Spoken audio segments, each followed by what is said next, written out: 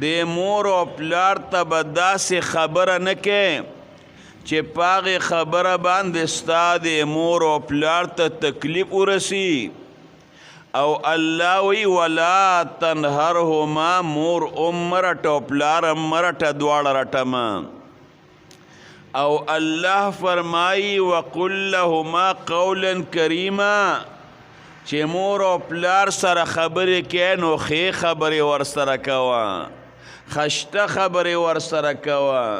د مینې او د شفقت خبرې ورسره کوه دا څوک وایي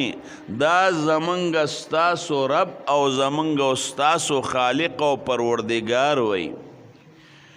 نو یو د الله حق شو بل د بندگانو حق شو د بندگانو په حق کې د ټولو نه اهم حق هغه په انسان باندې د مور او د پلار دی او ورونو د مور او پلار د انسان سره ډیر سخت او ډیر تکلیفونه برداشت کړي دي او دا تر مرګ پورې د بچو سره سخت او تکلیفونه د مور او پلار دا برداشت کوي